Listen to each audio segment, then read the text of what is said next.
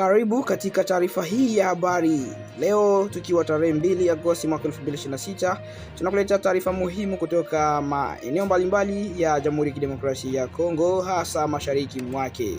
Miongoni mwa habari hizo tunazokuandalia ni pamoja na shambulio la watu wenye silaha huko ndani ya mgodi wa Independence uliopo katika eneo za Lualaba. Pia tutaweza kuzungumzia mapigano makali kati ya wazalendo na M23 katika eneo la Kavumu. Tutakuwa pia katika eneo la Goma ambapo kifo cha mwalimu mmoja mwanamke kiliweza kuripotiwa, na wakati huo nchi ilikuwa ikiweza kuadhimisha siku ya kitaifa ambayo inaitwa Genocost. Endelea kuwa nasi ili kupata maelezo kamili ya habari hizo na maendelezo mengine muhimu.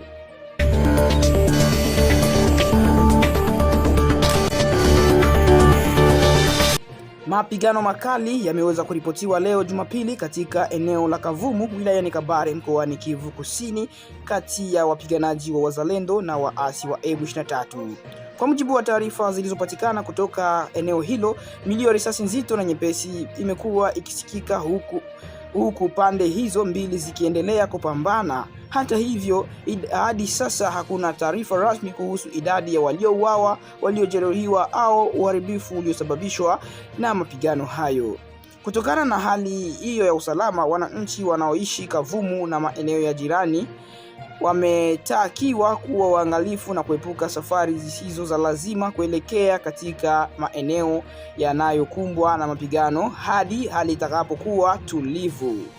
Mapigano hayo yameongeza wasiwasi kuhusu hali ya usalama katika eneo la jimbo ya Kivu Kusini ambako kumekuwa na ongezeko la mapambano kati ya makundi yenye silaha katika siku za hivi karibuni. Mamlaka pamoja na wadau wa usalama wanatarajia kutoa taarifa zaidi kadiri hali itakavyoendelea, huku wananchi wakihimizwa kufuata maelekezo ya viongozi wa eneo hilo na vyombo vya usalama ili kuweza kulinda maisha yao wenyewe. Hiyo ilikuwa ni taarifa kutokea hapo Kavumu.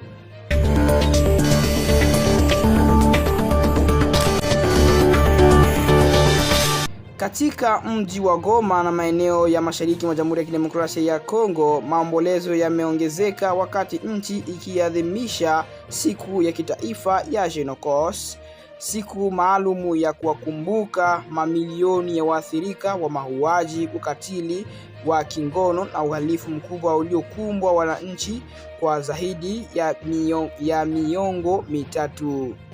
Katika siku hiyo ya kumbukumbu, taarifa zinasema kuwa mwalimu mmoja Siapata Sikuzani Anwarit amepatikana akiwa amefariki dunia baada ya tukio linalodaiwa kuhusishwa na ubakaji kabla ya kunyongwa na watu wenye silaha ambao bado hawajatambuliwa rasmi. Kwa mujibu wa vyanzo vya eneo hilo, tukio hilo lilitokea usiku wa tarehe 1 Agosti mwaka huu 2026 katika kijiji cha Bugamba karibu na Kazana Milango Kenda, eneo ambalo kwa sasa linaripotiwa kuwa chini ya udhibiti wa M23. Vyanzo hivyo vinaeleza kuwa washambuliaji walikuwa na silaha na walivaa sare za kijeshi. Hata hivyo, hadi sasa mazingira halisi ya tukio hilo pamoja na utambulisho wa waliohusika bado haujathibitishwa. Marehemu alikuwa mwalimu wa taalamu na alikuwa akiishi pamoja na mama yake mwenye umri wa miaka takriban 70. Kifo chake kimezua huzuni kubwa miongoni mwa wakaaji wa eneo hilo ambao wanaendelea kulalamikia vitendo vya ukatili vinavyolenga raia wasiokuwa na hatia katika maeneo ya migogoro ya silaha.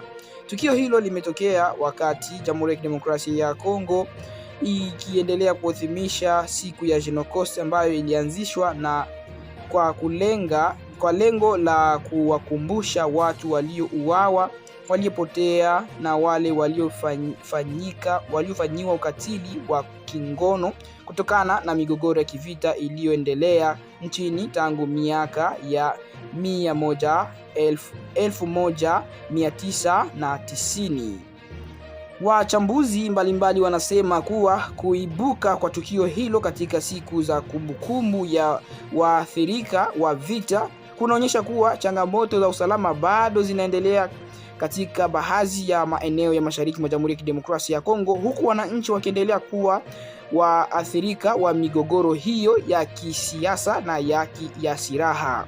Hadi sasa hakuna taarifa rasmi kutoka kwa mamlaka kuhusu matokeo ya uchunguzi wa tukio hilo, na wananchi wanaendelea kusubiri hatua zitakazochukuliwa ili kubaini waliohusika na kuhakikisha haki inapatikana kwa familia ya marehemu huyo.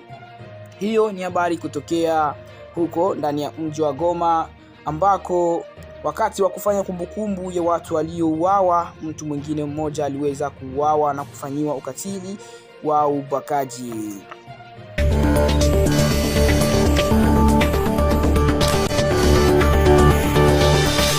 Katika jimbo la Lualaba, mashariki mwa Jamhuri ya Kidemokrasia ya Kongo, shambulio la watu wenye silaha limetikisa eneo la mgodi linalojulikana kwa jina la Independence lililoko katika wilaya ya Mushacha.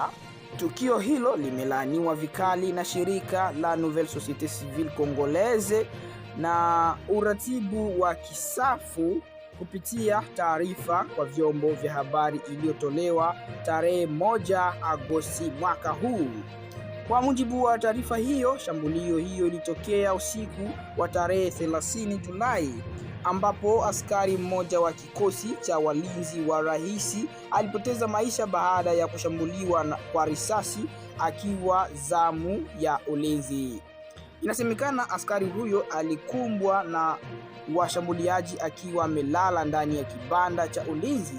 Baada ya kumpiga risasi, washambuliaji walitoroka na silaha yake pamoja na risasi zilizokuwa ndani ya silaha hiyo. Mbali na askari huyo aliyefariki, watu wengine wawili walijeruhiwa vibaya.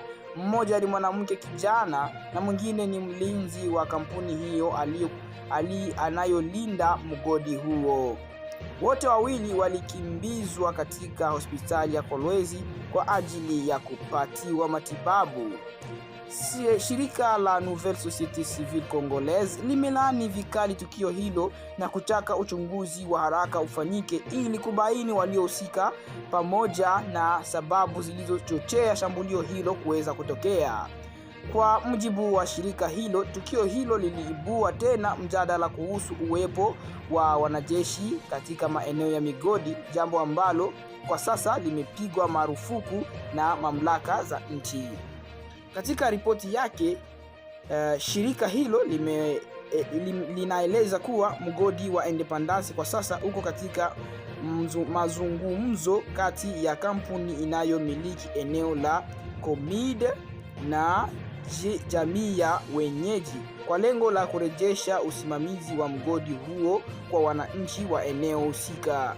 Wakati huo huo, shirika hilo linadai kuwa kuna wachimbaji haramu wanaoendelea kufanya shughuli katika mgodi huo.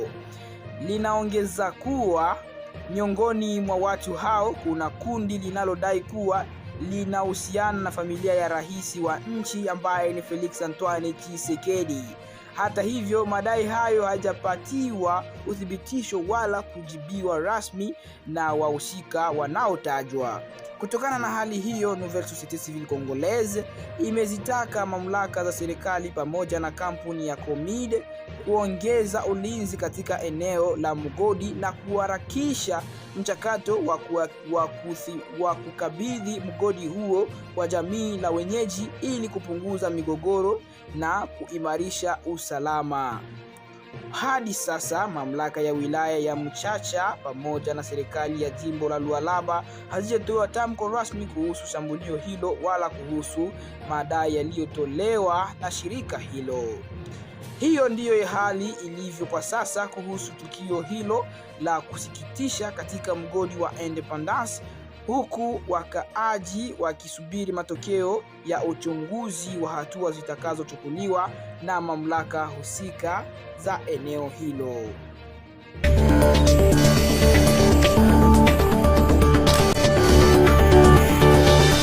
Katika jimbo la Kasai ndani ya Jamhuri ya Kidemokrasia ya Kongo, hali ya usalama imezua wasiwasi mkubwa baada ya wafungwa wasiopungua 50 kutoroka katika gereza la Luebo usiku wa kuamkia Ijumaa tarehe 31 Julai. Taarifa hiyo ilithibitishwa siku ya Jumamosi tarehe 1 Agosti na msimamizi wa wilaya ya Luebo, Jean Chiwawukwe, ambaye amesema kuwa tukio hilo halikuwa la bahati mbaya bali lilipangwa kwa umakini mkubwa. Kwa mujibu wa msimamizi huyo, wafungwa wote walikuwa wakizuiliwa katika gereza hilo walifanikiwa kutoroka, hali iliyofanya gereza kubaki tupu kabisa. Alieleza kuwa kuna dalili zinazoonyesha kuwa baadhi ya maafisa wa vyombo vya usalama wanaweza kuwa wanahusika katika kupanga au kurahisisha tukio hilo kuweza kutokea. Iwapo madai hayo hayaweza kuthibitishwa kupitia uchunguzi, itakuwa ni jambo linalotia hofu kwa kuwa inahusisha watu waliokuwa na jukumu la kulinda usalama wa gereza. Jean Tshiwawuke amesema miongoni mwa waliotoroka wapo wafungwa wanaochukuliwa kuwa hatari kwa jamii. Kutokana na hali hiyo, wameeleza kuwa usalama wa wananchi wa Luebo na maeneo yenye jirani wako katika hatari kubwa. Akizungumza kwenye vyombo vya habari, amesema kwa sasa hakuna hata mfungwa mmoja aliyebaki ndani ya gereza hilo. Wakati huo huo, alifafanua kuwa walitoroka hawakufungua makufuli ya milango ya gereza. Badala yake walivunja milango na kuharibu vifaa vinavyokuwa vinatumiwa kuimarisha ulinzi wa gereza, jambo linaloonyesha kuwa walikuwa wamejiandaa vizuri kutekeleza mpango huo. Katika tukio hilo, silaha 3 pia ziliweza kuripotiwa kuibwa. Vile walinzi walikuwa wakihudumu katika gereza hilo waliondoka eneo la tukio baada ya kutoroka kwa wafungwa hao, ingawa sababu za kuondoka kwao bado hazijaweza kuelezwa rasmi. Mamlaka za eneo hilo sasa zinaendelea kutathmini madhara ya tukio hilo, huku uchunguzi ukiendelea ili kubaini waliohusika na jinsi wafungwa hao wanavyoweza kutoroka kwa urahisi. Kutokana na hali hiyo, msimamizi wa wilaya ametoa wito kwa vyombo vya ulinzi na vya usalama kuanzisha msako wa haraka ili kuwakamata wafungwa wote waliotoroka na kuwarejesha gerezani ili sheria ichukue mkondo wake. Pia amewaomba wananchi wa Luebo kushirikiana na mamlaka kwa kutoa taarifa endapo watamwona mtu anayeshukiwa kuwa miongoni mwa wafungwa waliotoroka. Amesema ushirikiano na wananchi ni muhimu katika kurejesha usalama wa eneo hilo. Kwa upande mwingine, wachambuzi wa masuala ya usalama wanaamini kuwa tukio hilo limeonyesha umuhimu wa kuimarisha ulinzi katika magereza ndani ya nchi na kufanya uchunguzi wa kina ili kubaini iwepo kulikuwa na uzembe au ushirikiano kutoka kwa baadhi ya maafisa wa usalama. Hadi sasa operesheni za kuwatafuta wafungwa hao zinaendelea, huku mamlaka zikiahidi kuchukua hatua kali dhidi ya mtu yeyote atakayebainika kuhusika katika tukio hilo. Wananchi wanaendelea kushauriwa kuwa waangalifu kufuatia maendeleo na maelekezo ya vyombo vya usalama na kutoa taarifa zote ambazo zinaweza kuonekana ili kusaidia katika kukamatwa kwa wafungwa waliotoroka. Ili kuhakikisha usalama unarejea katika wilaya ya Luebo na maeneo yanayoizunguka, wafungwa hao wanapaswa kukamatwa. Ndio maana wakaaji wote walihimizwa kuwa makini na kutoa habari hizo endapo zitakapopatikana. Hiyo ni habari kutoka Luwebo.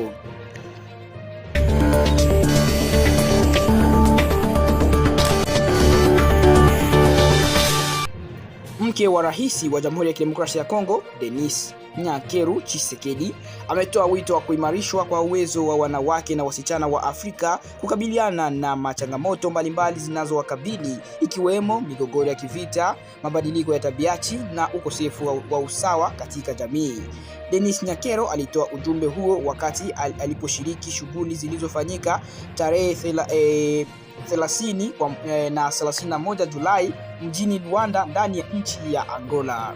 Mkutano huo uliwaleta pamoja wanawake wa marais kutoka mataifa mbalimbali ya Afrika ambao ni wanachama wa shirika la wanawake wa marais wa Afrika kwa maendeleo, maarufu kwa kifupi kama OPDAD. Shughuli hizo zilifanyika katika uzinduzi wa kampeni yenye kauli mbiu ya kujenga uwezo wa wanawake na wasichana kukabiliana na changamoto za tabianchi, migogoro na kujenga mustakabali endelevu.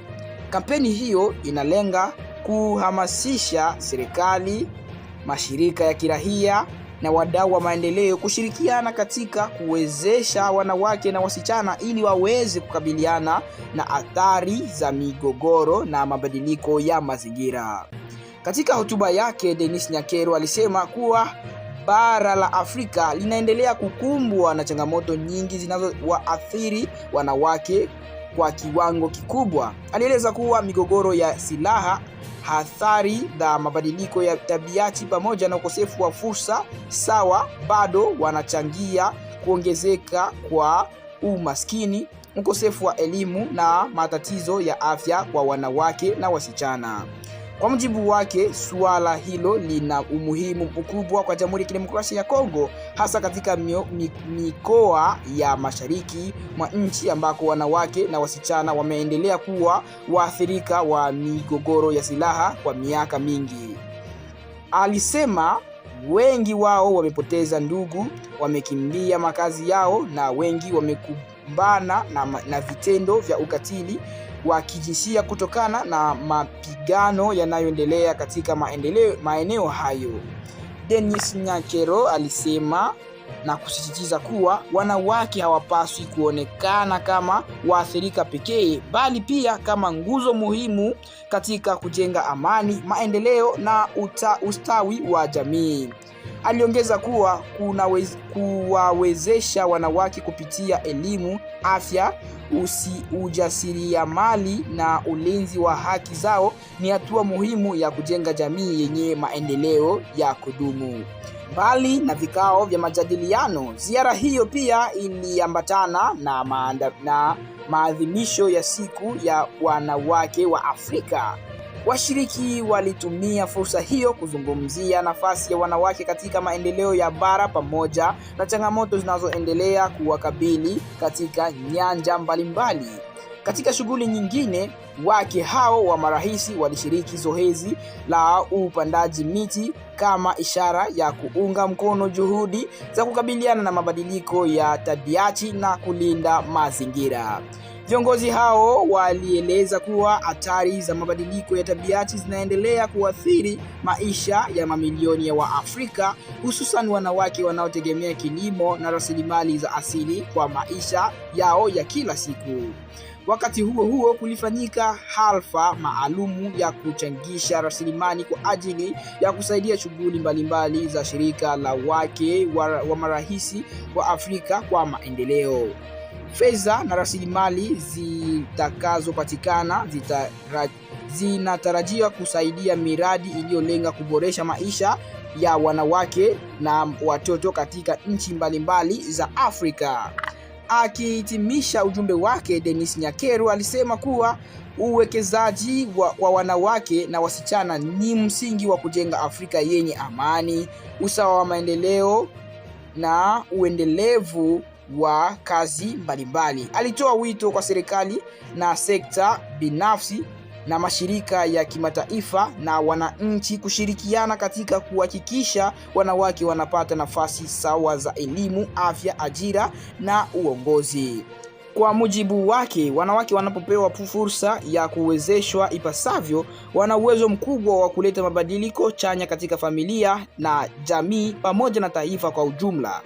Alisisitiza kuwa kujenga uwezo wa wanawake leo ni kujenga Afrika imara na yenye mustakabali bora kwa vizazi vijavyo.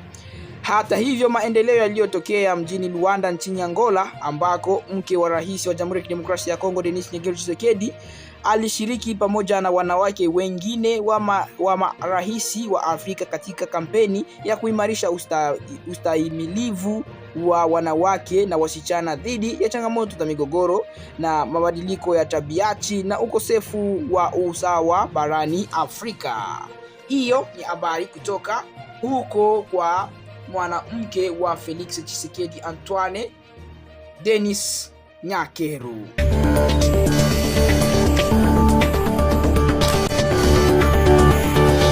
Hiyo ndiyo ilikuwa taarifa yetu ya habari ya leo. Tunatoa wito kwa wananchi kuendelea kuwa waangalifu kufuatia taarifa rasmi kutokana na mamlaka husika na kuchukua tahadhari katika maeneo mbalimbali yenye changamoto za kiusalama. Asante kwa kuendelea kuwa nasi. Kwa niaba ya timu nzima ya Kivu News Info, mimi ninawatakia siku njema. Tukutane tena katika taarifa nyingine za habari. Kwaherini.